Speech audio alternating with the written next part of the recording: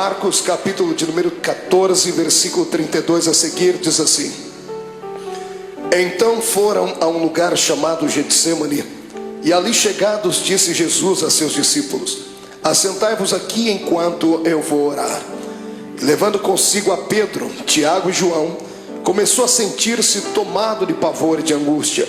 E lhes disse assim: A minha alma está profundamente triste até a morte. Ficai aqui e vigiai. E adiantando-se um pouco, prostrou-se em terra e orava para que, se possível fosse, aquela hora lhe fosse poupada. E dizia assim: Abba, Pai, tudo te é possível. Passa de mim este cálice, contudo não seja o que eu quero, e sim o que tu queres. Voltando, achou-os dormindo e disse a Pedro: Simão, tu dormes? Não pudestes vigiar nenhuma hora? Vigiai e orai, para que não entreis em tentação. O espírito na verdade está pronto, mas a carne é fraca. E retirando-se de novo, orou repetindo as mesmas palavras. E voltando, achou-os outra vez dormindo, porque os seus olhos estavam pesados e não sabiam o que lhe responder. E veio pela terceira vez e disse-lhes: Ainda dormis e repousais? Basta, chegou a hora. O Filho do Homem está sendo entregue nas mãos dos pecadores. Levantai-vos, vamos, eis que o traidor se aproxima. Feche a sua Bíblia, coloque no banco, coloque na cadeira. Pegue na mão da pessoa mais bonita do seu lado. Atravesse a faixa de Gaza. Pegue na mão dele, isso, pegue na mão dela. Aperte com carinho até ele falar aleluia. Pentecostal que não faz barulho está com defeito de fabricação, não é? Vamos orar. Senhor Jesus, eu te exalto, eu te glorifico. Te exalto porque o Senhor é rei. Te glorifico porque o Senhor me deu a honra de ministrar aos seus súditos nessa noite. Te exalto, ó Deus, porque eu sei em quem tenho crido. E te glorifico porque sei que o Senhor já está atento às nossas orações esta noite. Eu não tenho sombra de dúvidas do seu mover neste lugar hoje. E eu quero agora lhe fazer dois pedidos que costumeiramente faço. O primeiro é que ao redor da Assembleia de Deus do Bom Retiro, num raio de 5 quilômetros quadrados, onde houver um demônio alojado agora, eu quero dar a esses demônios 5 segundos para desaparecerem daqui. Porque se não sumirem, serão queimados pelo poder da glória do Senhor que vai ser manifesta neste ambiente. O segundo pedido a Deus é um pedido de atrevimento espiritual. Se ainda tenho crédito no céu contigo como pregoeiro da sua palavra, abre a porta do seu palácio sobre nós agora e manda do céu para a terra uma comitiva angelical. Eu quero pelo menos 8 serafins aqui nesta igreja. A palavra serafim significa aquele que arde em fogo. Portanto, Senhor, eu quero 8 anjos de fogo aqui neste templo agora. Quero 2 aqui nesta tribuna, uma à minha esquerda, outra à minha direita. Quero 2 na entrada deste santuário e 4 seres esparramando brasas de fogo na nave da igreja. E onde houver um crente batizado com o Espírito Santo, renova ele, meu Senhor.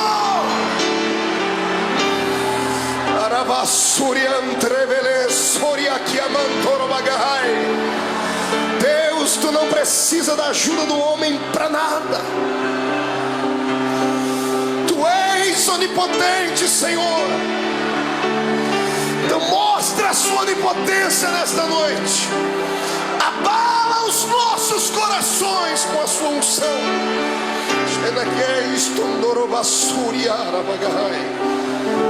Muito obrigado, Jesus. Fica conosco aqui. Amém e amém. Erga o dedo indicador para o céu comigo, o dedo de profeta. Aponte o dedo no nariz do seu irmão. Diga para ele: escute aqui. Se você não trouxe lenço, prepare a manga da camisa, a ponta da gravata, do vestido, o que for, porque hoje você vai se derreter na presença de Deus aqui. Quem crê nisso, dê um grito de glória a Deus. Aplausos a Jesus. E tome o seu assento, glorificando o nome dele.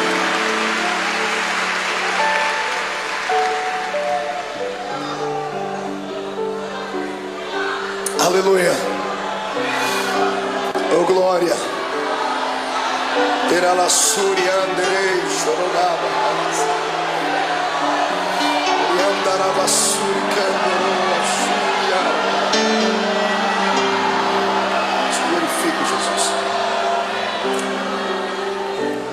Senhoras e senhores, amada noiva do Cordeiro, quando eu abro a minha Bíblia Sagrada no Evangelho de Marcos, no capítulo 14, aqui onde lemos, diante dos momentos que antecederam a crucificação de Jesus, eu tenho uma palavra atualizada para os nossos corações.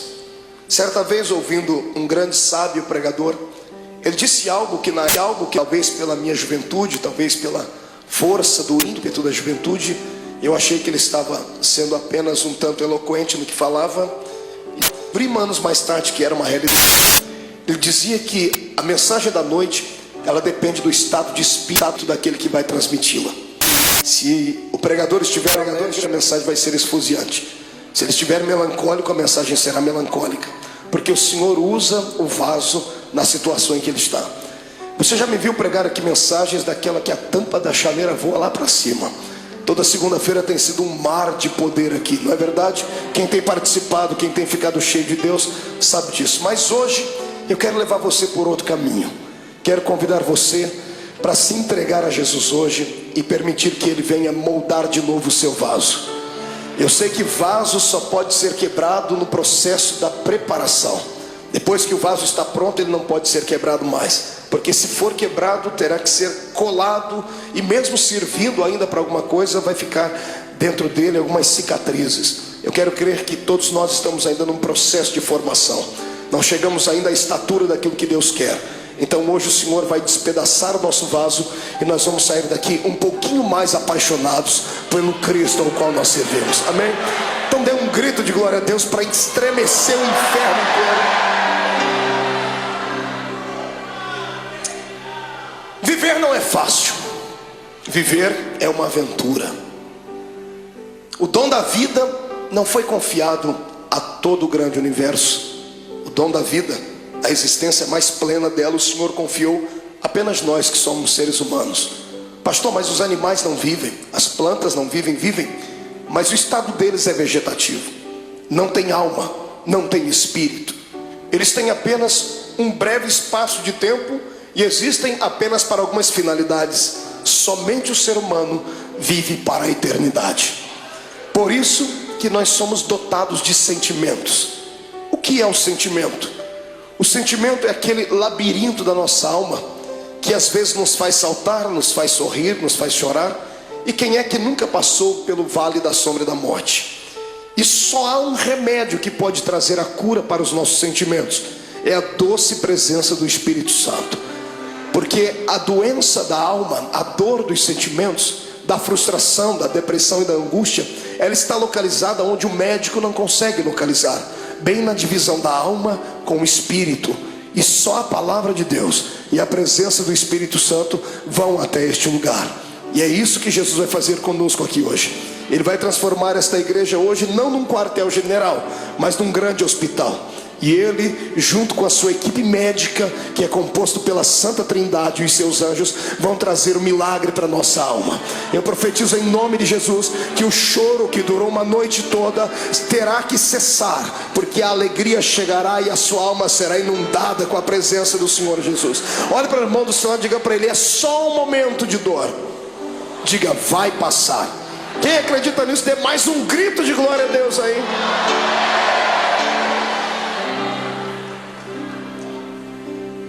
Quando eu olho para Jesus e fico às vezes tentando usar o meu raciocínio humano, por que é que ele veio? Alguns pensam que ele veio à terra apenas para implantar mais uma religião. Não era isso. O mundo já tinha muitas religiões. Já haviam religiões perfeitas aos olhos do homem. Já haviam religiões cheias de legalismo.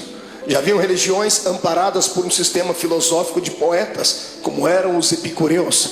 Amados, já havia muitas e muitas igrejas na época. Então a pergunta continua: por que é que Jesus veio à terra? Ele não veio à terra simplesmente por vir, como cantava Raul Seixas em uma música onde ele apontava o dedo para o nosso Salvador e chamava Jesus de ridículo, dizendo que ele não era besta para dar uma de herói. Jesus não foi apenas um herói, não foi apenas um mártir. Ele não saiu do céu apenas para fabular e confabular uma história. Jesus deixou as regiões celestiais motivado por um sentimento nobre e perfeito. Ele foi motivado pelo amor. Ninguém entende mais de amor do que Deus. Por isso a Bíblia diz que o amor de Deus foi pleno, porque Ele amou o mundo de tal maneira que deu o seu Filho unigênito, para que todo aquele que nele crê não pereça, mas tenha a vida eterna. Tentando indagar a Deus, fiz isso algumas vezes, perguntando então por que é que Jesus veio à terra, porque o Senhor não poderia usar outras pessoas para que isso acontecesse. O Senhor me disse: você não leu a Bíblia direito, porque desde o Gênesis eu tenho levantado homens para serem exemplos, mas todos eles têm fracassado. Os homens tentaram, sacerdotes tentaram, reis tentaram, profetas tentaram, mas não conseguiram vocacionar o coração do homem para servir a Deus. Era necessário um sacrifício de um animal anualmente, para que o perdão do pecado viesse sobre os seres humanos, e eles não fossem condenados e não descessem à morte e estivessem aprisionados por Satanás. Desde o Gênesis até o começo do Novo Testamento, nós temos uma série de dimensões históricas onde Deus tentou confabular com o homem a sua história, ensinar a eles um pouquinho da sua graça, e os homens não pareciam entender. Foi então que Deus teve uma atitude divina. Só alguém que é divino faria isso. A minha Bíblia diz na boca de Paulo que ele, mesmo sendo Deus, não teve por usurpação ser igual a Deus. Antes aniquilou a sua forma divina e desceu na terra e se fez carne. Aqui começa o mistério da minha vida e da sua. Aqui começa uma das explicações para as grandes perguntas da vida, das crises existenciais, que nem Freud conseguiu explicar. Por que é que estamos aqui? Todos nós fazemos parte de um plano majestoso e maior, de um plano que não nasceu na mente de homens, nasceu na mente do Todo-Poderoso Deus. No meio do caminho houve percalços, houve bloqueios, e Deus então, para reconstruir a sua história, o seu plano original, Ele teve que sair do céu e vir ser um entre nós. A minha maior alegria como homem nesta terra, como pregador do Evangelho, não é ter viajado por mais de 40 países do mundo. A minha maior alegria não é passar pelas ruas das cidades e ver um crente me reconhecer, ou saber que Jesus me deu um ministério abençoado. Não, a minha maior alegria se consiste nisso, em saber que eu tenho alguém lá em cima no céu, que para poder entender as minhas fraquezas e falhas, teve que sair de lá e vir experimentar um pouquinho desta vida triste e pequenina dos mortais. Amados, para que eu e você não fôssemos destruídos, destituídos, amassados e jogados dentro de um buraco, Jesus teve que sair lá de cima para tentar compreender a nossa falibilidade. Eu falo isso com propriedade, porque o Deus que está acima no céu nunca pecou, nunca sentiu dor, nunca foi desprezado a ponto de sentir náuseas e vontade de morrer enquanto estava lá em cima no céu. Eu penso que o próprio Deus falava com o Filho e com o Espírito Santo lá em cima, dizendo: por que será que esta raça humana não conseguem ser aquilo que eu quero que eles sejam? Se você pegar o Velho Testamento e ver o pensamento de Deus, se você torcer as páginas do Velho Testamento, vão sangrar, porque o Senhor havia ditado a sua lei. O homem que não pudesse caminhar junto com ele era logo destituído. O homem que não pudesse ser santo era logo morto. Veja o Deus do Velho Testamento trabalhando, abrindo a terra, engolindo homens. Por que é que Deus trazia morte e o terror sobre o seu povo?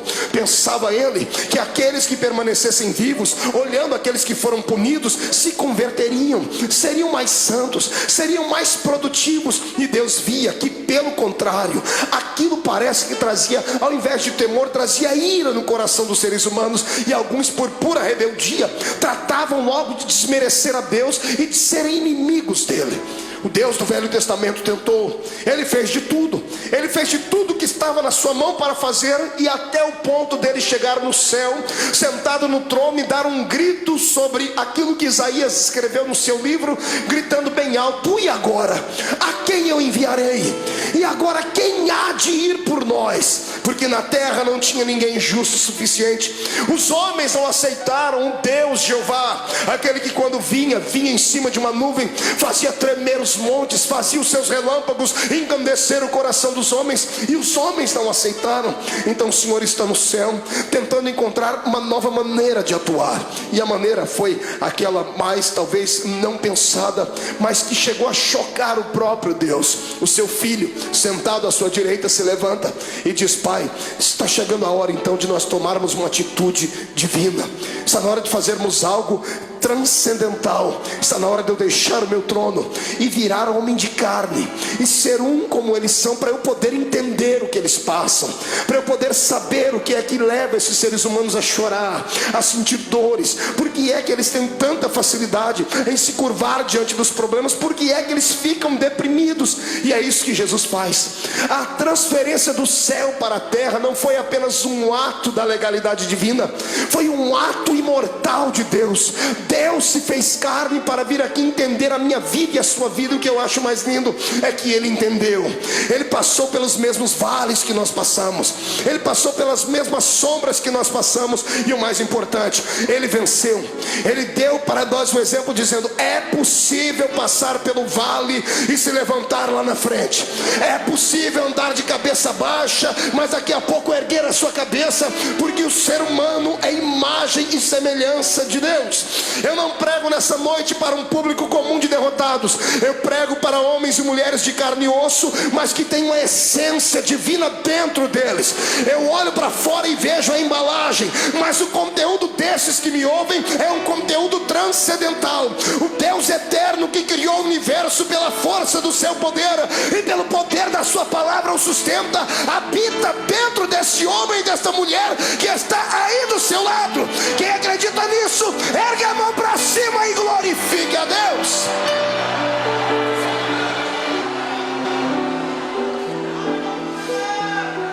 Para tentar entender por que é que a gente chora, grita, geme, sente agonia, Jesus passou pelo mesmo caminho.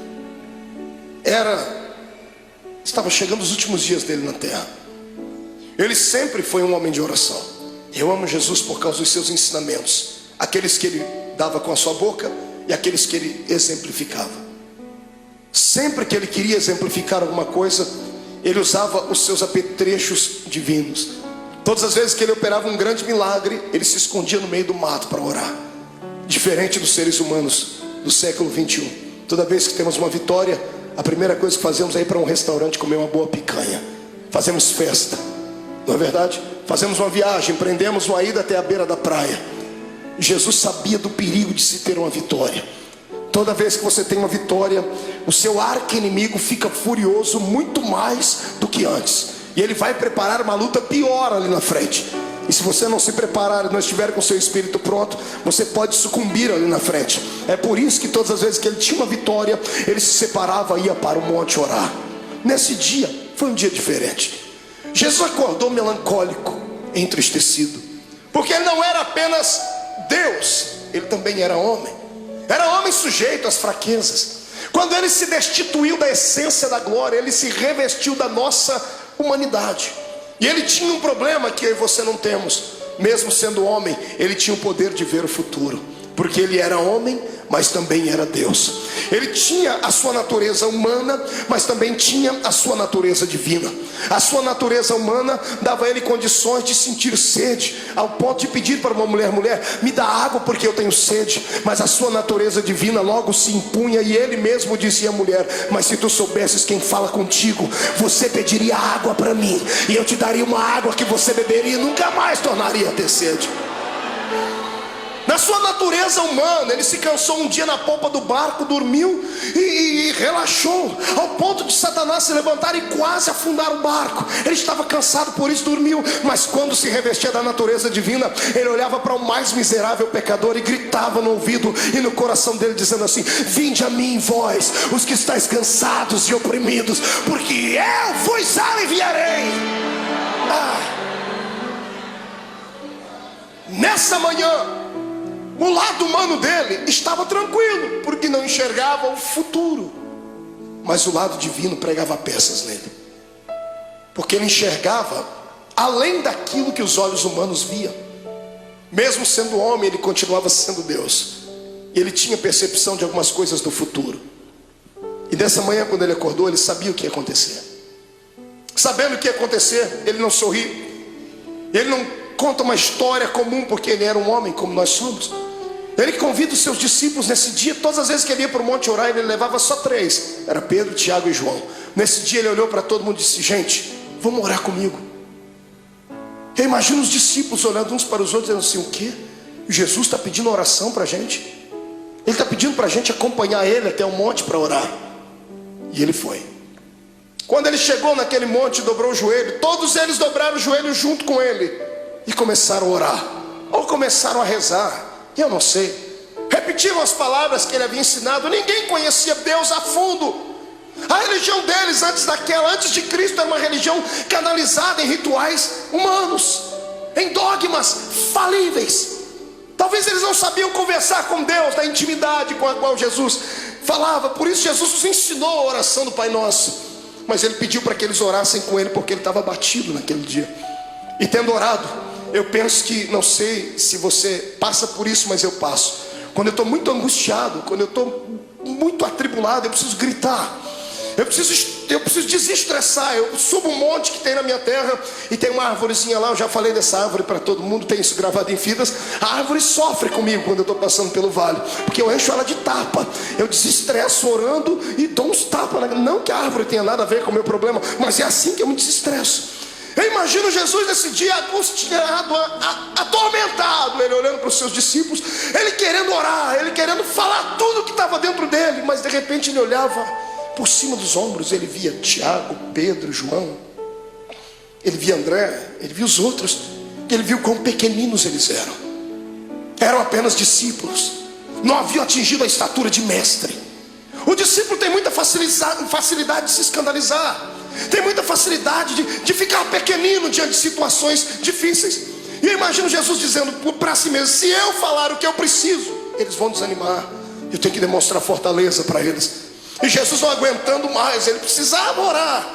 Ele levanta a cabeça, levanta da oração, deixa todo mundo orando. Ele pega 3 entre os 11 que foram, porque Judas não foi com ele esse dia, Judas ficou, tinha só 11 com ele. Ele levanta e chama os 3 mais chegados dele. Ele bate o nome de Pedro, Tiago e João, disse: meninos, vamos orar comigo. E para eles ele conta o que está acontecendo. A minha alma está angustiada. Você consegue ouvir isso da boca do seu Deus? Ou você acha que isso é um privilégio só seu? De sentir dores, de chegar em dias dentro da sua casa que dá vontade de morrer, dá vontade de entrar dentro do quarto e fazer uma besteira? Ou você acha que porque você é crente, você está bem guardado e você tem anticorpos espirituais suficientes para te proteger de toda avalanche do mundo? Não, você é um ser humano.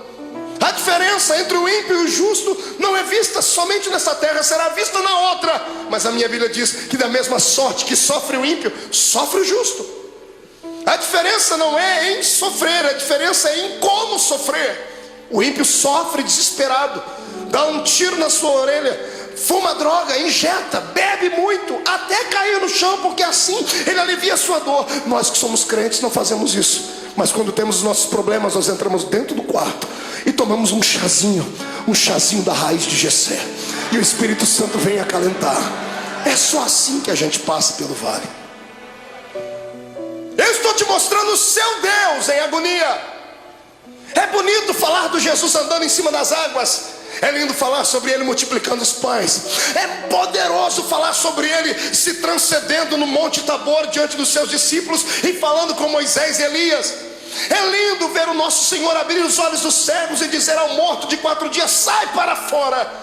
Mas eu quero ver se há beleza em ver o seu Deus dizendo assim: eu estou sentindo pavor, eu estou angustiado, eu preciso de amigos íntimos. Jesus está aqui dando um exemplo para nós. Quando passarmos pelo vale, precisamos ter alguém do nosso lado, precisamos de amigos. O que vale na nossa fé cristã é isso, que nós temos pessoas que nunca vimos antes, mas depois de 5 minutos de conversar já chamamos ela de irmão. Eu sei que tem muitos aqui que são colegas, mas existem alguns amigos, poucos, mas são. Quando você passar pelo vale da sua alma, não passe sozinho, não faça besteira. Peça para Jesus preparar alguém para que você possa desabafar, contar os seus problemas. Peça para ele colocar uma pessoa certa, não um traíra, não uma pessoa que vai abusar depois do seu problema e lhe chantagear. Peça para ele preparar alguém que tenha o mesmo espírito que você tenha e que te ame não pelo que você é, não pelo que você tem, mas por aquilo que Deus te fez.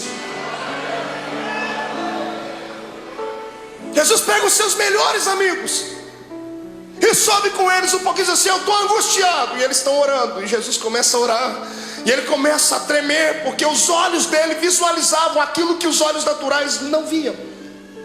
De repente ele levanta e deixa os três e diz assim: gente, ora por mim, porque eu vou entrar aqui no meio desse mato agora, e eu vou rasgar minha alma. Eu imagino Pedro, Tiago e João olhando um para a cara do outro, dizendo assim: esse não é o nosso Cristo. Cadê o homem de Fortaleza que pega o chicote, espanca os homens que estão na beira do templo? Ele está melancólico, ele está entristecido, ele está fragilizado. Pedro, Tiago e João enxergam isso nele. E eu imagino eles olhando a figura de Jesus entrando dentro do horto, dentro do jardim, dentro do Getsemane. Interessante, era profético. A palavra Getsemane significa prensa do óleo. E ele, oliveira verdadeira, estava indo lá para ser prensado, para que o óleo do seu espírito viesse sobre a terra. Ele foi moído para que nós pudéssemos ser reconstruídos. E ele chorou naquele dia para que nós pudéssemos sorrir hoje aqui. Ele sentiu dores naquele dia para que as nossas dores fossem aliviadas. E é por isso que eu te convido agora a dar um belo glória a Deus, porque Ele merece tudo isso.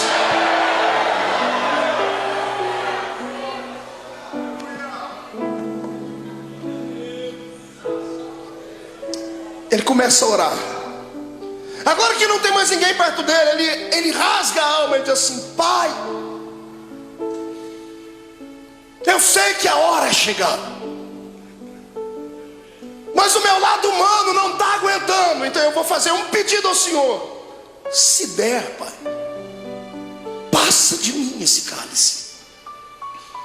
Se der, risque esse momento.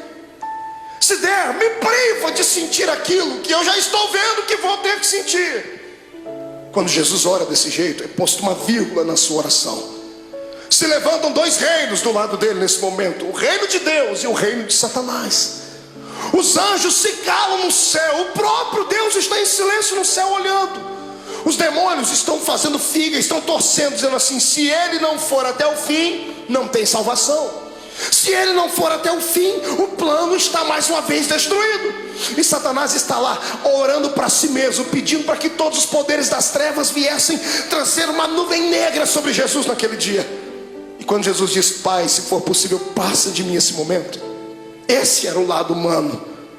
O lado divino dele sobrepõe. E ele abre os olhos. E se como homem ele enxergava apenas o jardim naquela noite, se como homem ele enxergava apenas as árvores, o céu que devia estar escuro e o vento soprando, se como homem ele enxergava apenas pedras e relva, como Deus ele enxergou além de tudo aquilo. Ele enxergou além das pedras, além da relva. Ele enxergou além do tempo. Ele enxergou além dos séculos. Ele enxergou além do espaço. E sabe o que ele viu? Você.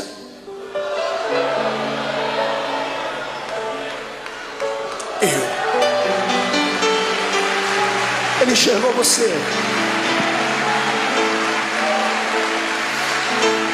Sabe como ele te enxergou? Não como um super-homem ou uma mulher maravilha, bem trajado dentro da religião, cheio de poderes, de status, não. Ele enxergou você sofrendo no seu quarto. Ele enxergou você chorando pelas ruas de São Paulo, desempregado. Ele enxergou você no momento em que as pessoas mais te atormentaram, que os seus inimigos lhe perseguiram. Ele enxergou a sua alma rasgada e você gritando e sentindo dores. E ele sabia que você não ia conseguir passar pelo jardim do Getsemane. Ele sabia que você ia tentar correr de lá. Então ele entrou no meio e disse assim: Pai, já que eles não vão dar conta de ir, eu vou no lugar deles. Ele se levanta e diz: todavia seja feita a sua vontade.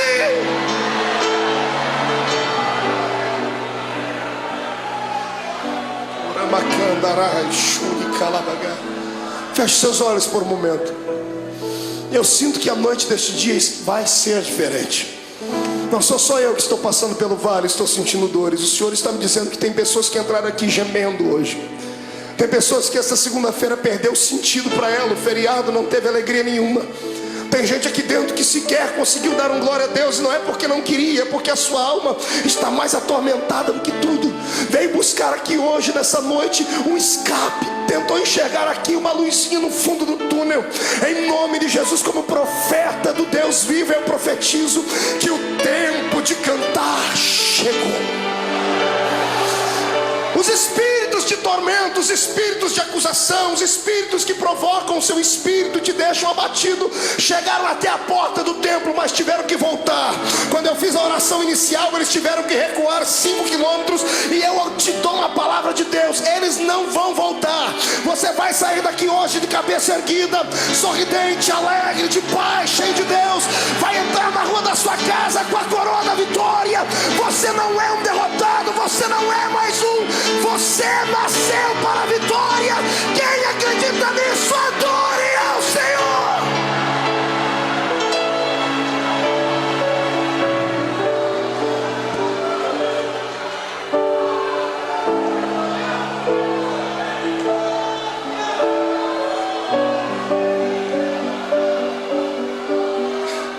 Então eu vou lhe convidar hoje aqui, irmão. Rasga a alma, filho. Chora. Vomita tudo que está dentro da sua alma, põe para fora. Porque você não é um super-homem. Não se autoflagele. Eu sei que você hoje orou como Paulo: Senhor, o que eu quero fazer sempre eu não faço, o que eu não quero eu estou sempre fazendo. Senhor, eu tenho um espinho na carne. É como se o mensageiro do diabo viesse, me esbofeteasse e me jogasse no chão. Eu quero que você ouça aquilo que Paulo ouviu. Deus se levantou do trono e não acusou ele, não apontou o dedo. Deus olhou para Jesus do lado dele, viu a mão furada, viu o sofrimento do filho, e disse assim: ô Paulo, fica tranquilo. Como, Senhor? Eu estou angustiado. A minha graça te basta. Senhor, não é o suficiente, então eu vou preencher agora. O meu poder se aperfeiçoa na sua fraqueza. A matemática de Deus é diferente. E eu profetizo que aqueles que entraram fracos aqui dentro hoje, Satanás não vai ter coragem de cruzar o seu caminho por pelo menos um mês. Eu profetizo em nome de Jesus que aqueles que entraram aqui entristecidos, chorosos, estão recebendo hoje o revestimento do Espírito. Vão sair daqui armados até os dentes. Eu digo aos demônios: caiam fora da vida dos servos de Deus, porque o poder do Senhor se manifesta. Direita para cima. Faça um carinho nas costas do seu irmão. Diga para ele: a angústia, o pavor, a angústia e a tristeza, a angústia e o abandono são o caminho mais fácil, mais rápido de tocar o coração de Deus.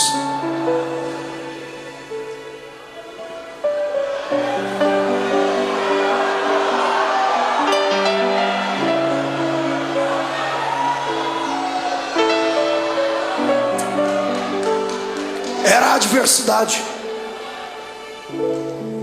Meu sogro me ensinou uma frase que ele deve ter ouvido em algum lugar, eu já citei ela algumas vezes: que não há bem que sempre dure, e também não há mal que nunca acabe. Tudo na vida tem um ponto de equilíbrio. A vida da gente é igual às 4 estações do ano. Alguns estão sorrindo do seu lado porque estão vivendo o verão na vida deles.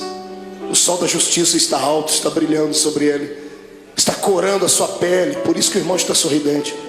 Outros estão vivendo a primavera da sua existência, estão florindo, estão frutificando, estão crescendo. Em contrapartida, outros entraram no outono, começaram a perder as folhas, começaram a perder o colorido. E difícil saber que alguns entraram pelo caminho do inverno, estão sucumbindo, estão tendo que buscar água nas profundezas dos lençóis mais profundos da terra, estão tendo que se curvar diante de tudo. Mas a bênção é que tudo é um ciclo. Depois do inverno vai vir o verão de novo. Calma, é só um tempo. Na minha vida e na sua, tudo o que acontece, ou acontece porque Deus mandou, ou porque Ele permitiu.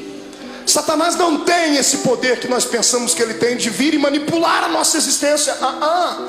Eu sou entregue a Cristo e você também. O mais fraco aqui entre nós é capaz de catar Satanás pelo chifre e esfregar o focinho dele no chão, porque ele não tem mais solução. Para mim e para você, por pior que seja o ato cometido, se puderes hoje inclinar não os joelhos em terra, mas sim o coração diante de Deus, o sangue de Jesus Cristo cobrirá todos os seus erros e você ficará mais alvo do que a alva-neve.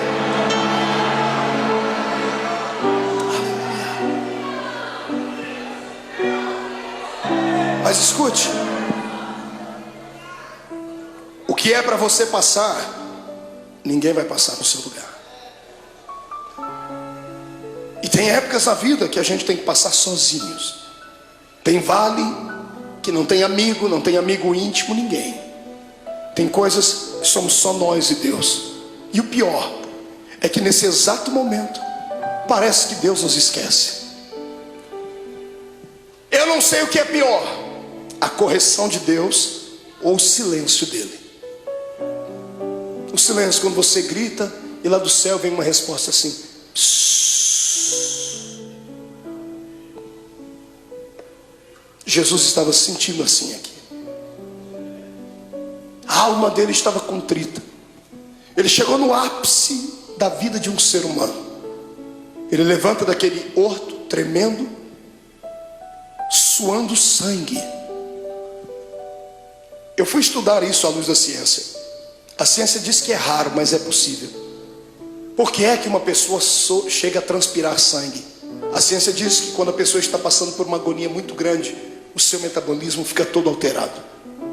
3 coisas podem acontecer. Primeiro, ela pode sofrer um infarto no miocárdio, porque a adrenalina correndo pelo seu corpo, o coração não dá conta de bombear tanto sangue e pode explodir.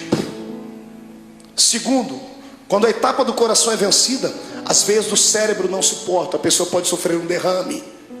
Terceiro, quando é vencida a etapa do coração e da mente, aí os poros se dilatam e o sangue que está sob pressão dentro do corpo, ele sai pela pele. Como Jesus não podia morrer de ataque cardíaco, nem podia morrer de derrame cerebral, porque a cruz estava preparada, o sangue dele saiu pela testa, pelos poros. Eu queria que você imaginasse a afeição do seu Cristo quando ele passou a mão na testa e viu o sangue. O lado humano dele deve ter se contorcido, mas era preciso passar por aquele vale, era preciso ir até o fim. Ele levanta dali como um vitorioso. O reino das trevas está abalado porque acharam que ele ia parar naquele momento. Ele levanta e pega os discípulos dormindo. Que decepção.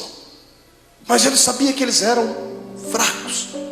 Ele olhou para os discípulos, acordou e disse assim: nem uma hora pudestes velar comigo? E os discípulos acorrem e dobram o joelho. Jesus diz: não, agora é tarde. Eis que o Filho do Homem será entregue na mão dos pecadores.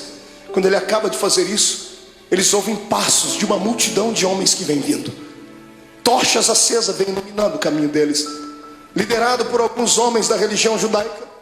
E no meio da multidão Jesus viu um rosto conhecido, o rosto de um dos seus discípulos. Esse discípulo vai e dá um beijo em Jesus. E aqui eu começo a aprender com Jesus coisas lindas, coisas que nós não aprendemos com o ser humano.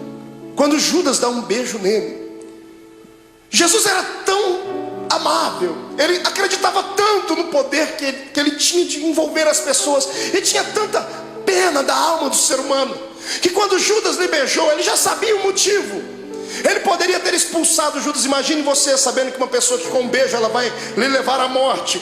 O que você faria? Esmurraria ela? Arrancaria a cabeça dela? O que é que você faria? Pois Jesus olhou para ele depois do beijo e disse assim: amigo. Jesus não era hipócrita, nem falso. Mesmo Judas traindo ele, disse: você ainda é meu amigo. Essa palavra vem de encontro àqueles que durante essa semana traíram Deus. Traíram Deus com seus atos, traíram Deus com suas palavras, negaram Jesus com seus feitos. Porque eu creio que eu não estou pregando aqui para uma assembleia de homens puros e mulheres purificadas, porque se todos aqui fossem santos à estatura que pensam, não estariam sentados nesse banco, estariam voando com os anjos aqui. Eu sei que estou pregando aqui para gente que passou pelo vale, porque o meu Deus não fala com quem está ausente, Ele fala com quem está presente. Mas Jesus manda dizer que Ele está apaixonado pela sua fé, está apaixonado pela sua coragem. Você caiu, veio aqui se arrastando com a boca no pó, mas crendo no que está escrito, que o justo pode cair até 7 vezes, mas o Deus que Ele serve, de todas elas o colocará de pé.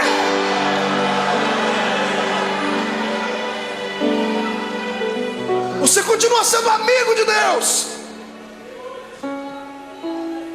O amor de Deus não dá para se entender. O amor de Deus tem que ser aceito. Não fomos nós que o escolhemos, foi Ele quem nos escolheu. E quantas vezes você já fez essa pergunta: por que o Senhor me escolheu, Deus? Por que você acha que Deus te escolheu, irmão? Pela sua força? Pela sua oratória? Pelo seu talento de cantar? Você acha que Deus olhou para você e disse: não, esse aqui eu vou poder usar, então eu vou investir nele, e o outro que não prestava, Ele não investiu? Não foi nada disso. Deus olhou para você e alguma coisa em você atraiu Ele. Não foi você que foi buscar Deus em uma igreja, foi Ele que trabalhou no seu coração em casa, usou o testemunho de alguém. Deus queria você, mas a palavra final foi sua: eu vou. Quando você disse vou, o Senhor disse: pronto, eu escolhi, agora Ele veio. Você foi escolhido por Deus. Escute, deixa eu dizer uma palavra, que isso aqui vai quebrar esse demônio que te atormenta, vai acabar com a sua depressão. Escute: nenhum ser humano pode surpreender Deus. Não há nada que você faça, não há nada que você pense, não há nada que você aconteça que você vai deixar fazer Deus ficar assim: nossa, o meu filho me espantou. Porque Deus conhece tudo. Você nunca vai surpreender Deus. É por isso que eu me apoio nessa palavra, para nunca sair dela. Porque o diabo, ele só sabe falar do passado. Ele só sabe acusar você do que você fez, do que você cometeu antes de entrar dentro dessa igreja hoje. Ele só sabe apontar o dedo para você e metralhar você, dizer assim: ó, você foi isso, fez isso e aquilo. É por isso que eu prefiro ficar com Deus, porque Deus não fala do passado. Todas as vezes que Deus olha para você, sabe o que Ele fala? Do seu futuro. E lá no céu, imagina Ele acotovelando Jesus: está vendo aquela filha lá? Olhe lá na frente e veja o que eu vou fazer com ela. Está vendo aquele homem? Olhe lá na frente e veja o que ele será. Porque Deus não é como caranguejo que anda olhando para trás. O Senhor está na nossa frente. O Senhor está além das suas fraquezas. O poder do Senhor está além da sua humanidade. O poder de Deus está além dos seus complexos. É por isso que eu te convido nessa noite: saia de dentro da prisão que está a sua alma. Deixa o Senhor hoje sacudir as portas desta prisão e arrancá-las para fora. Deixa Deus mostrar para você que mesmo amarrado em um tronco, com os pés amarrados, todo ensanguentado, você ainda tem um cântico nos seus lábios, tem uma arma atômica nos seus lábios. Enquanto você cantar, as muralhas vão cair. Eu convido você hoje a saltar para dentro do território dos vitoriosos. Yes, adore o seu Deus.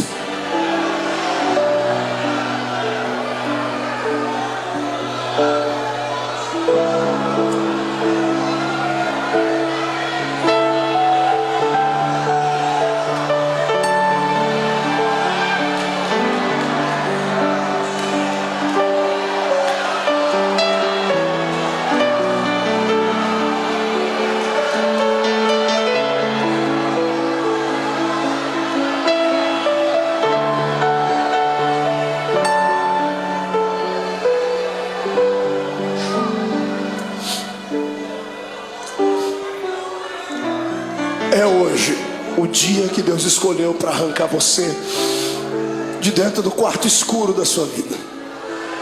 Os espectros do passado que te sondam, os demônios que encontraram uma brecha, vão ter que serem rápidos para saírem, porque se não saírem serão destruídos. Eu vejo a força de Deus chegando para dentro de você. Eu vejo o Espírito Santo sentado nas asas do vento, trazendo em ambas as suas mãos brasa de fogo para purificar o seu pecado. E na mão direita dele uma unção de gozo para te fazer saltar pelo menos uma semana inteira. Em nome de Jesus Cristo, hoje é o dia da independência da sua alma. O Senhor te fará saltar muralhas. Quem acredita nisso, tire o pé do chão para adorar.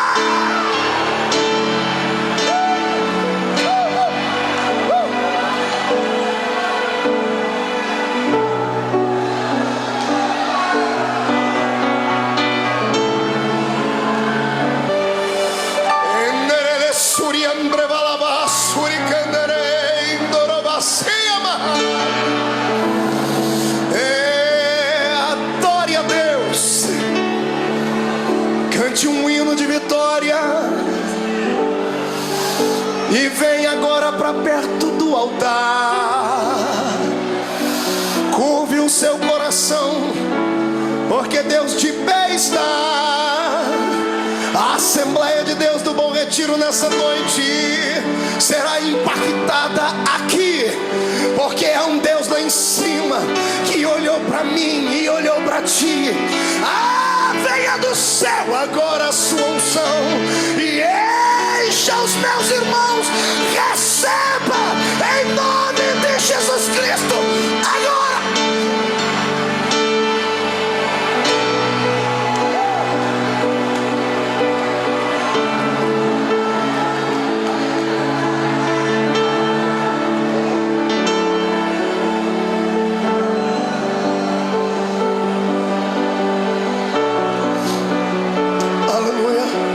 Sente um pouquinho.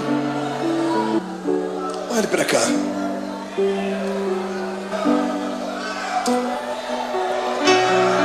Tem um santo católico. Ele foi canonizado pelos homens, mas o exemplo de vida e de fé dele impactou um tempo. Chamava-se São Francisco de Assis. São Francisco de Assis fez uma oração, e uma frase da sua oração eu peguei para mim, para orá-la sempre que eu estou passando por problemas. Ele disse assim: Deus, dá-me forças para suportar aquilo que eu não posso mudar. Gravou ela aí? Peça isso para Deus. Dá-me forças para suportar aquilo que eu não posso mudar. Tem coisas na vida que não dá para mudar.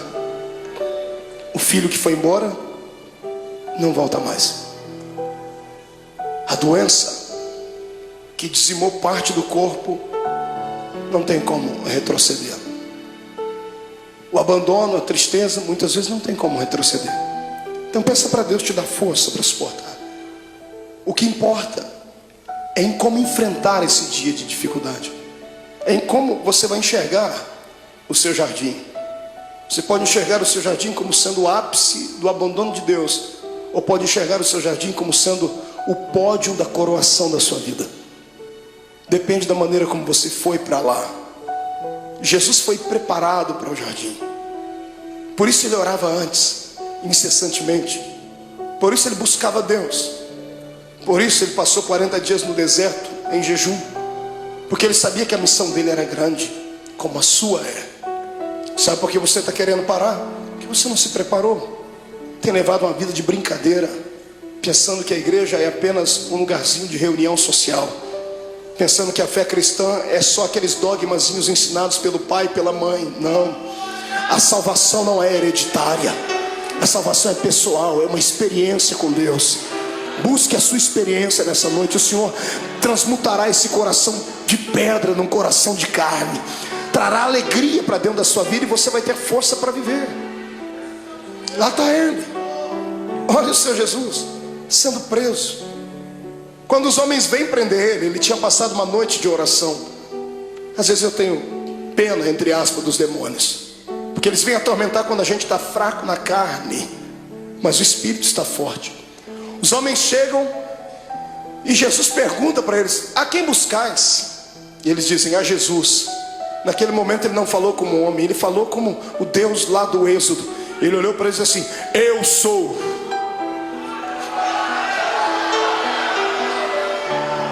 Por um pouco aqueles homens não morreram fulminados, porque quando ele liberou a sua palavra, rema, eu sou, eles caíram no chão. Qualquer preso sairia correndo, qualquer pessoa condenada sairia correndo, qualquer covarde sairia correndo. E eu não duvido que os discípulos iam pegar na mão dele: Jesus, aproveita o momento e foge.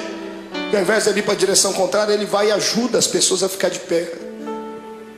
Você consegue imaginar Jesus pegando Imagina ele falando: I'm sorry, desculpe. Em vez de falar como homem, eu falei como Deus. Foi só um momento, eu estou aqui, pode me prender.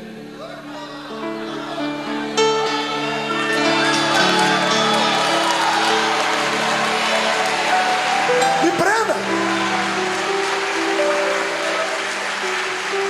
Eu imagino que os próprios soldados que foram prender Jesus se assustaram. O quê?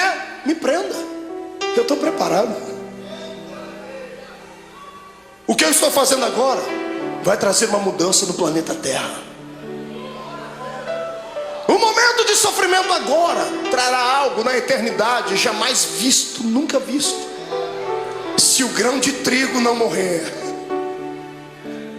ele vai viver para sempre na solidão. Mas quando ele morre, ele gera outros. Eles podem não amar-me suficiente, podem não ter orado comigo à noite, podem ter me negado, podem ter me vendido, mas eu os amo. Aleluia. O amor de Deus é o amor ágape. Você já conhece isso, é a cartilha dos crentes. Amor eros, amor filos e o amor ágape.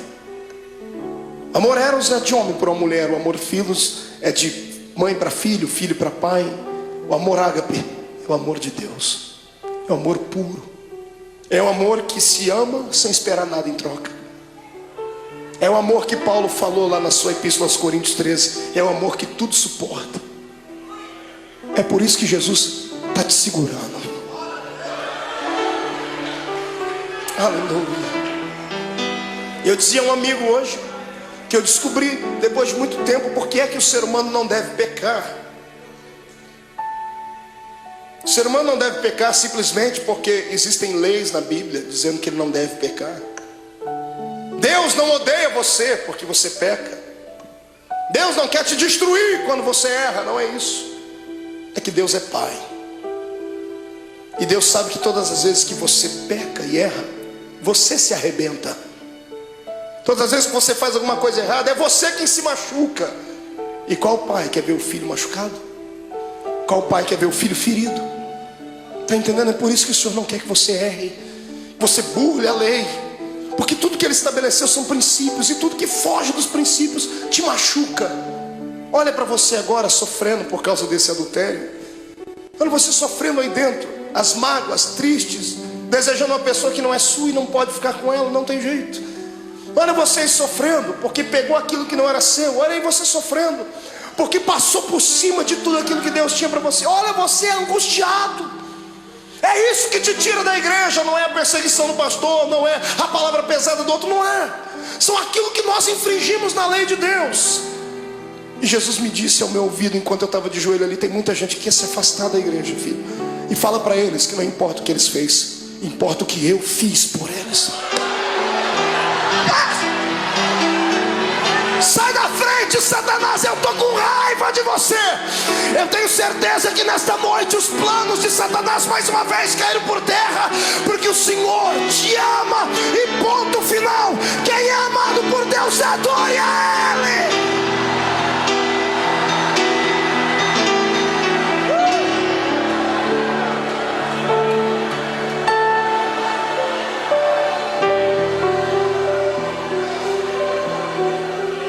Filhos, a rejeição, a cruz, a agonia, vocês não vão suportar, eu suporto por vocês. E levaram ele como um preso comum. Fizeram do meu Jesus uma peteca. Caifás, Anás, Pilatos, Herodes, Pilatos. Ninguém achava nada de errado nele. Ele tinha palavras para incriminar os homens, mas ele se calou e não se defendia. Pilatos fica estarrecido e diz assim: que homem é esse? Pilatos queria soltar Jesus, mas o ego dele era muito massageado pelos judeus. Ele não queria perder a postura de um grande. Então, para alegrar o coração dos judeus, ele pensava que isso iria aplacar a ira deles. Ele manda chicotear Jesus. E pegam o meu Jesus, o seu Jesus, levam ele numa noite fria para um lugar, numa praça, amarram as mãos dele em uma estaca, deixam ele seminu. Aquilo era já motivo para matá-lo, porque todo judeu tinha vergonha de mostrar o seu corpo. Estava sendo humilhado, até que ele começou a ser flagelado. Azorrague era o nome da arma com a qual bateram em Jesus. 12 tiras de couro, na ponta de cada tira um osso de carneiro quebrado ou limalha de ferro. Cada vez que o carrasco batia nas costas do meu Jesus, 12 buracos ficavam nas costas dele. Paulo disse: assim como meu mestre, eu tomei uma quarentena de açoites menos uma. Foram 39 chicotadas daquela, mais de 460 cortes nas costas. O corpo não aguenta. Depois da 10ª chicotada, ele já estava pendurado. Ele poderia ter gritado, ele poderia ter aliviado um pouquinho da dor, porque quando gritamos, por um momento, há um bloqueio no cérebro e a dor passa por momentos, mas passa. Se ele gritasse, ele teria sentido menos dor, mas ele não gritou. Ele aguentou calado, porque sabia que você não ia aguentar. Sabia que eu não ia aguentar. Eu também, irmão, eu também.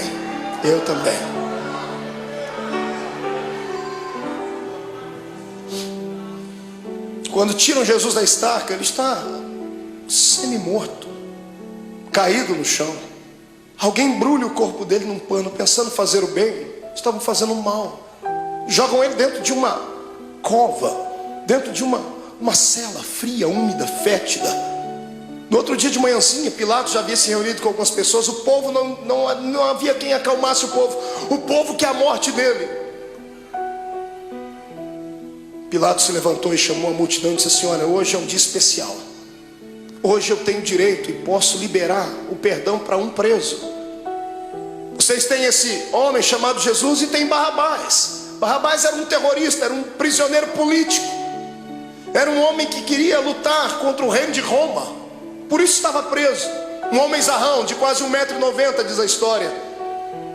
E quando colocaram Barrabás e pegaram o nosso Jesus todo machucado demais, ele não jantou na noite, não tomou café de manhã. Ele estava fragilizado, com o corpo tremendo, perdeu muito sangue na noite.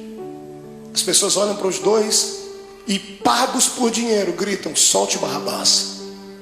Pilatos não entende o que a multidão está falando. Ele vai, lava as suas mãos, diz assim: bom, que caia sobre a cabeça de vocês o sangue desse homem. Os soldados ficaram possessos por demônios. Agarram o meu Jesus e o seu, e o pano que estava coberto sobre o corpo de Jesus havia colado nas feridas que estavam nas costas dele. 400 cortes abertos, o pano colou a noite toda ali. Um soldado arranca aquele pano com força, abrindo todas as feridas de uma só vez. Ele deve ter soltado um gemido muito forte. Para brincar com ele, porque alguém dizia que ele era o rei, fizeram uma coroa de espinhos. Cada espinho tinha pelo menos 9 a 10 centímetros de comprimento. Espinhos que eram capazes de perfurar uma madeira. E colocaram na cabeça do nosso Jesus. Colocaram uma capa vermelha sobre ele, bateram com uma cana na cabeça dele para que a coroa fincasse mais ainda. E alguém dizia: tu não és o rei? Eis aí a tua coroa.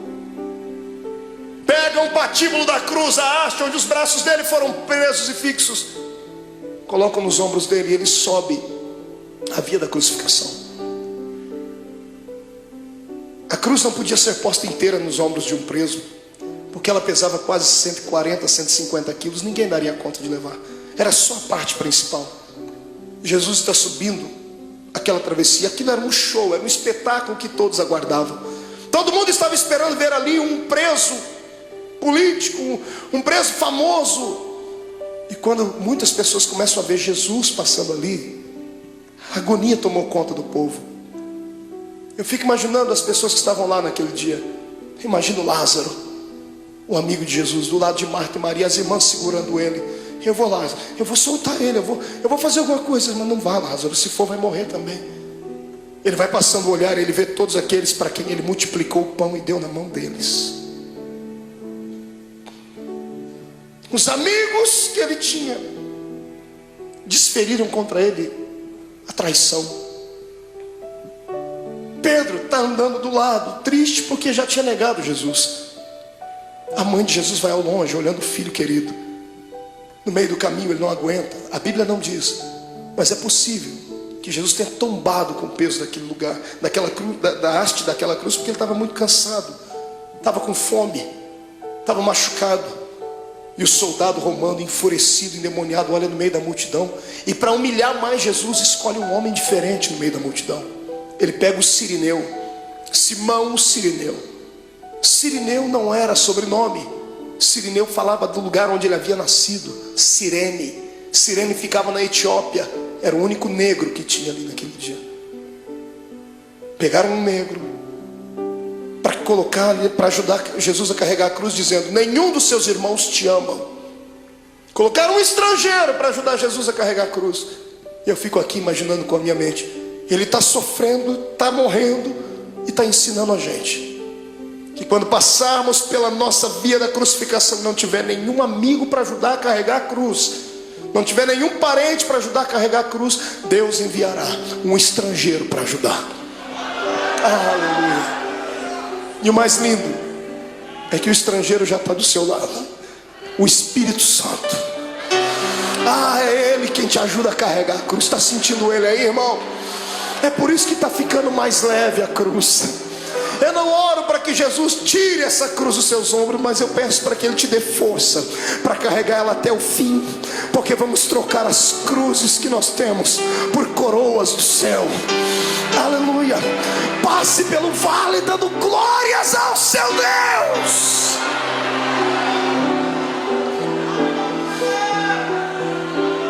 Sobe comigo. Vem no Gólgota comigo. Ele está subindo, a multidão está indo atrás, os soldados estão gritando. Quando chegam lá em cima no Gólgota, tiram a haste que estava sobre os ombros de Jesus e pegam a haste maior e pregam lá. Então sim, uma cruz. Pegam Jesus e vão crucificá-lo.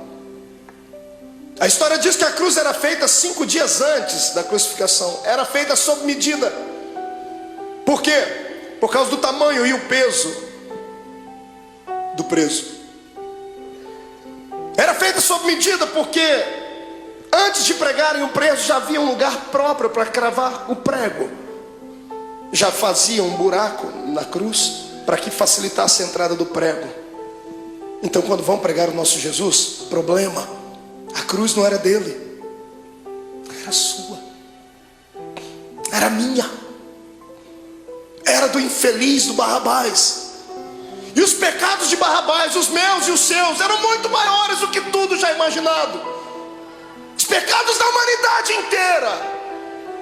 Quando pregam a primeira mão, facilitou a entrada do prego. Quando vão pregar a segunda, não dá, porque o braço dele era menor. Então eles esticam Jesus. O salmista disse que esticaram o nosso mestre ao ponto de quase desconjuntar os ossos. Os ossos não podiam ser quebrados, mas desconjuntados. Quando esticam Jesus, ele sente dores inimagináveis. Pregam a mão dele, o suplício maior vem na sequência, porque a mão ainda tem muita carne. Como é que se prega o pé?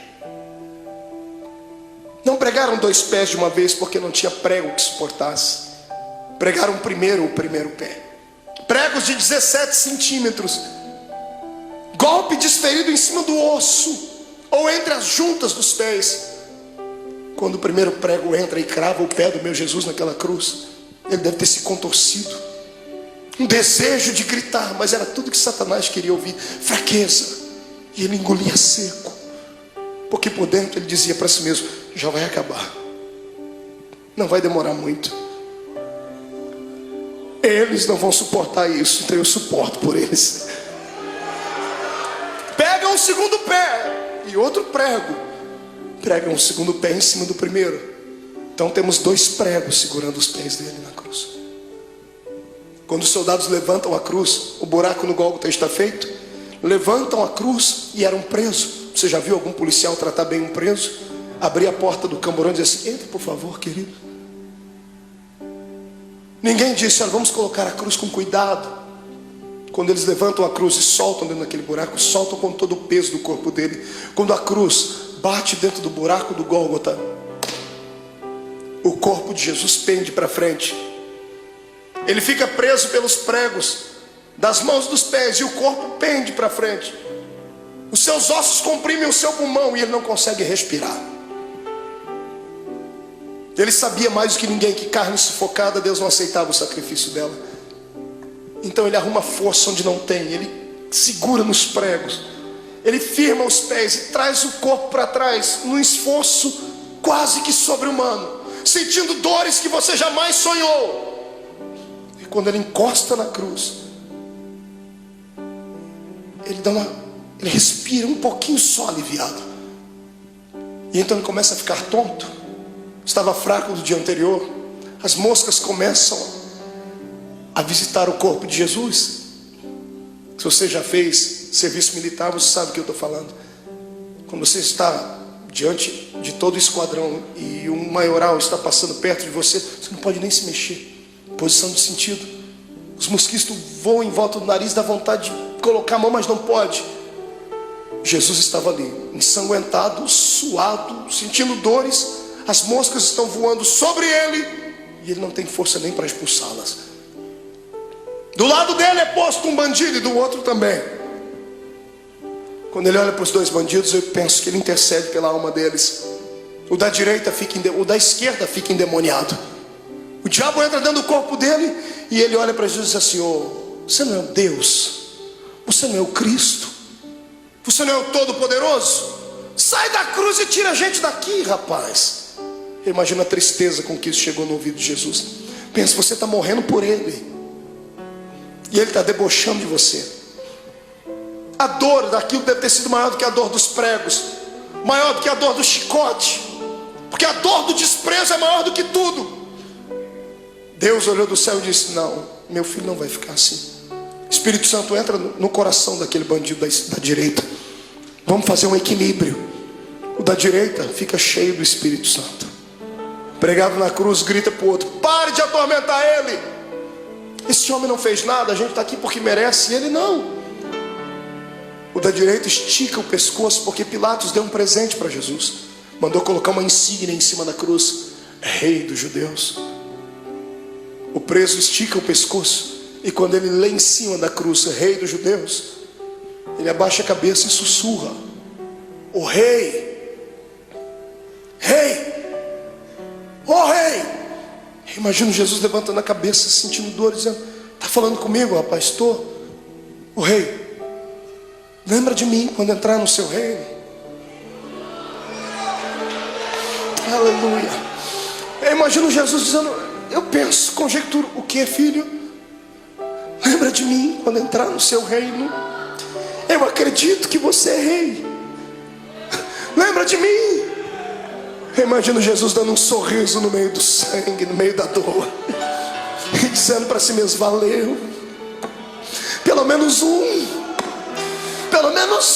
acreditou. Jesus olha para ele antes dele desfalecer e diz: moço, ainda hoje você vai cortar as faixas, vamos inaugurar o paraíso juntos. Eu e você, ainda hoje estarás comigo no paraíso.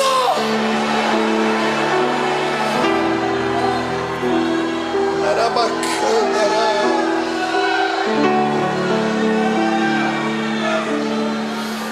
Incline a sua cabeça. Derramado em meu coração,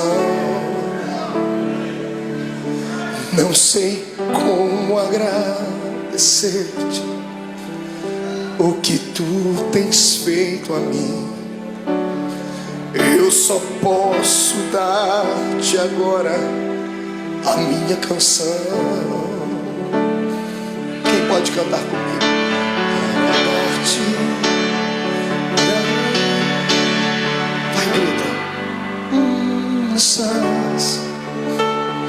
Graças Senhor.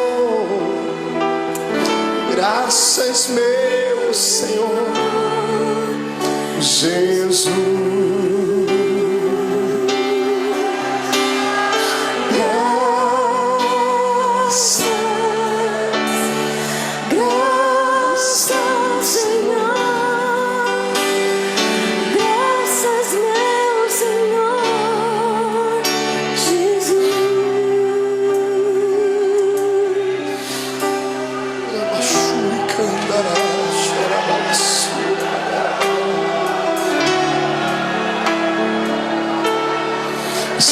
Diante do seu Deus, crente.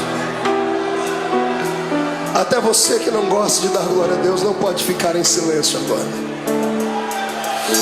Até você que não gosta de dar barulhos tem que gritar agora.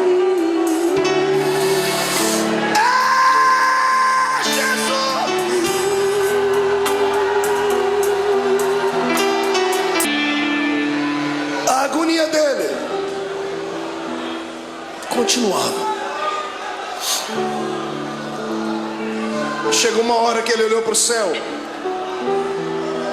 Como homem, ele enxergava só as nuvens, o sol. Mas de repente, como Deus, ele olha para o céu e ele não vê nuvens. Ele olha para o céu e não vê pássaros. Ele vê o trono, Rubens. Quando ele vê o trono, ele vê o pai dele. Só que o pai dele está de costa. O pai virou as costas para ele. E no momento de dor, de muita agonia, ele disse: "Ô pai, por que tu me abandonou?" Quantas vezes você já falou isso, crente? Deus entende quando você diz isso, porque Jesus passou por isso. Não é que Deus estivesse feliz com o sofrimento do filho. Se Deus continuasse olhando, ele ia arrancar Jesus daquela cruz, Joel. E se ele arrancasse Jesus da cruz antes dele morrer, Deus ficaria derrotado. Deus poderia ter destruído a terra, mas ele preferiu virar as costas para não ver. E o lado humano de Jesus sentindo dores, mas o lado divino dentro dele dizendo assim: já está acabando, aguenta mais um pouquinho, segura. A morte está lá com as garras da mente de Jesus, tentando arrancar o espírito dele, e ela não consegue, porque ele não tinha pecado. A morte estava inofensiva. Ela era acostumada a carregar para dentro do inferno pecadores. Mas como arrancar da terra um homem que nunca pecou? Eu imagino a morte dizendo: desse eu não dou conta. Eu imagino Jesus levantando o rosto para cima e dizendo assim: eu vou te ajudar, morte. Onde está o teu aguilhão, ó morte? Onde está o teu poder que não consegue levar um homem fragilizado uma noite inteira? Eu te ajudo. Quem diz que a morte matou Jesus não sabe da verdade. A morte não matou Jesus, foi Jesus que se entregou para ela.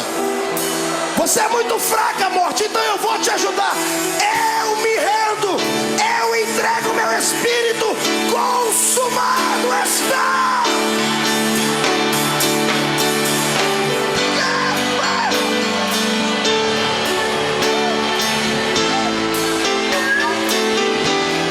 Este é o Cristo que tu serves.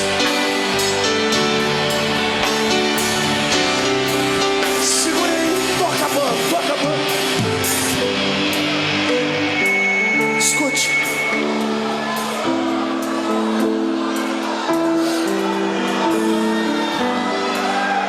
Segure só um pouquinho. Quando a cabeça de Jesus pendeu, o astro-rei deixou de brilhar. O cosmos e a natureza se curvaram diante do Rei eterno. As rochas se fenderam, o sol se escureceu. A multidão que gritou crucifica-o começou a bater no peito e dizendo: ele era Deus. O centurião que ajudou a fragilizar o corpo dele, está embaixo da cruz, gaguejando e dizendo: esse homem era o Filho de Deus. Maria está embaixo, João está abraçado com ela, dizendo: aguenta, mãe, aguenta. Tiram Jesus da cruz. Ele morreu primeiro do que os bandidos. E um dia eu orei a Deus, Deus me revelou por quê. Por que Jesus morreu antes dos bandidos, irmão? Será que Jesus era tão fraco assim? Porque os outros bandidos também foram flagelizados. Por que Jesus morreu primeiro? Eu perguntei a ele um dia, e o que ele me respondeu: é só crente cheio do Espírito Santo para entender. Jesus nunca gostou da morte. E todo morto que cruzou o caminho dele ressuscitou. Todo. Ele chegou a parar velório, cortejo fúnebre. Jesus nunca gostou da morte, porque ele era Deus. Ele sabia que o homem não foi feito para morrer. Toda vez que a morte cruzou o caminho dele, ele parou ela. Nesse dia, para não ver os dois morrerem antes, ele falou: eu vou morrer primeiro, porque se eles morrerem, eu vou ter que ressuscitar eles aqui. Perto de mim ninguém fica morto. Aleluia.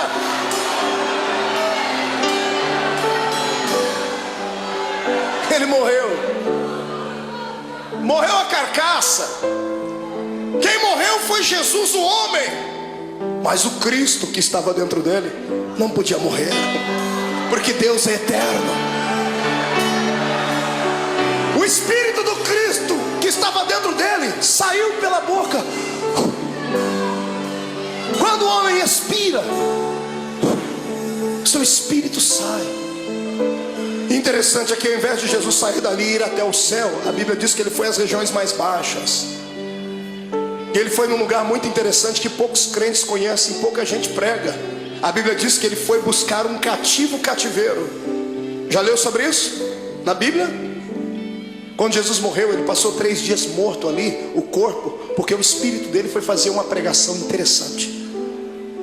Ele foi a um lugar onde estavam todos os santos que haviam morrido antes dele, porque ninguém ia para o paraíso, iam todo mundo para o seio de Abraão. E Jesus foi lá e se revelou: eu sou. Eu imagino ele, que já estava com a chave da morte e do inferno na mão, indo lá, abrindo as portas das cadeias. Abrindo a porta, lá dentro tem alguém sentado e assim: sai para fora, Daniel. Mas Senhor, quem és tu? Eu sou aquele que fecha a boca do leão.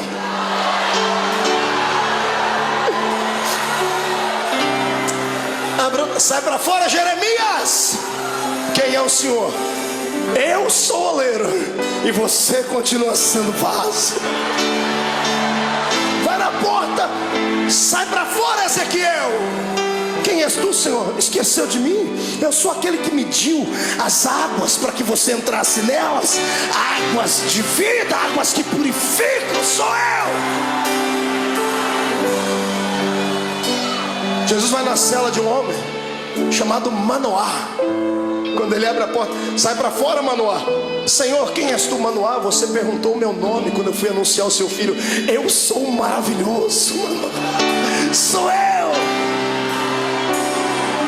Sai para fora, Davi. Quem és tu, Senhor?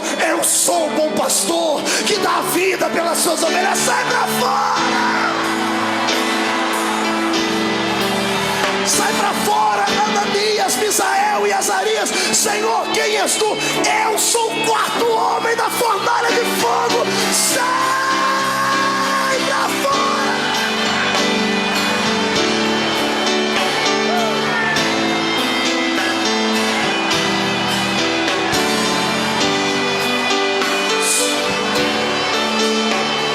Segure.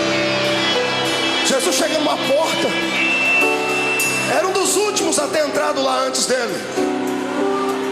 Ele abre a porta, está lá um sujeito de barba.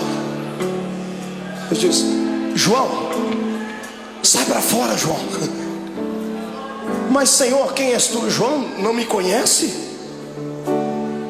Imagina João olhando e dizendo: Senhor, desculpa. É que a última vez que eu lhe vi, o Senhor era um cordeiro, e agora eu vejo que tu és o leão. O leão da tribo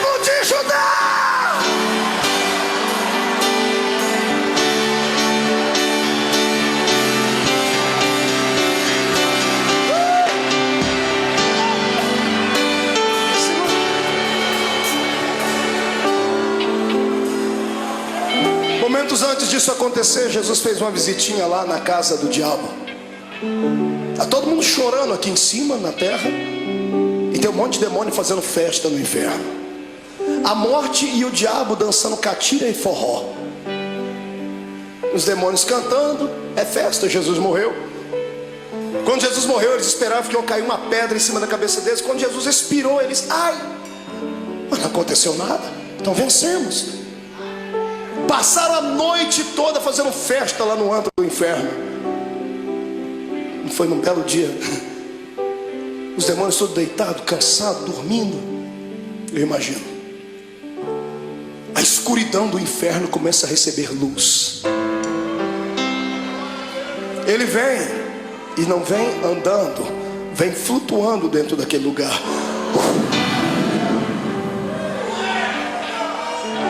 Quando a presença, a luz e o calor dele vai passando, demônios começam a gritar.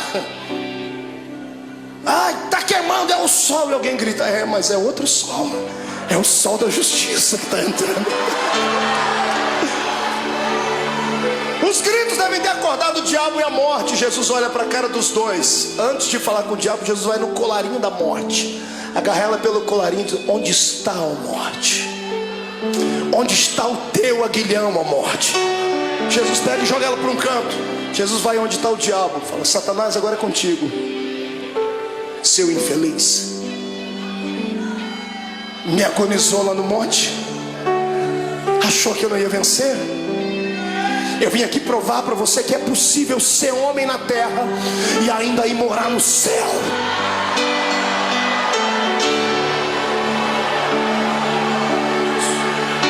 Eu imagino o diabo com as duas mãos aqui, ó. Imagina Jesus, o que você está fazendo, ô cão? Não, é que aquela historinha lá de Gênesis 3:15, né? A semente da mulher vai esmagar a minha cabeça. Imagina Jesus dizendo, não, fica tranquilo, eu poderia fazer isso agora, mas não vou fazer. Não, o senhor é bonzinho, obrigado. Sou bonzinho? Me dê a chave da morte do inferno aqui. E Jesus vai saindo, eu imagino. E o diabo, mas e a cabeça e o pé, como é que fica? Calma, eu vou dar uma trégua por alguns momentos, porque mesmo eu podendo esmagar a sua cabeça, eu não vou fazer isso agora, porque eu seria egoísta. Eu vou repartir isso com muita gente ainda. Eu imagino Jesus apontando o dedo dele, fica assim por enquanto, mas em breve, o Deus de paz esmagará Satanás embaixo dos nossos pés.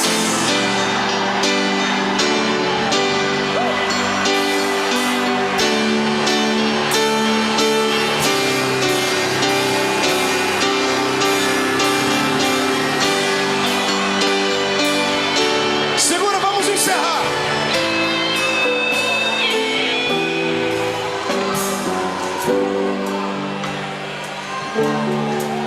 Três dias depois,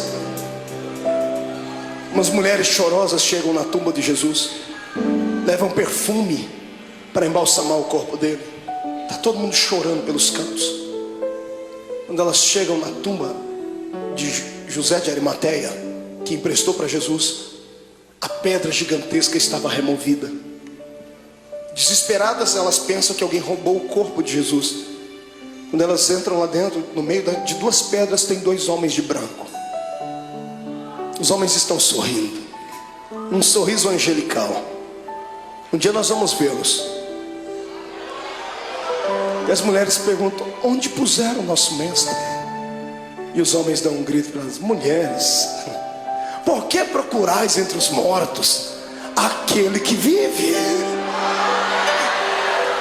Ele não está mais aqui, ele já ressuscitou.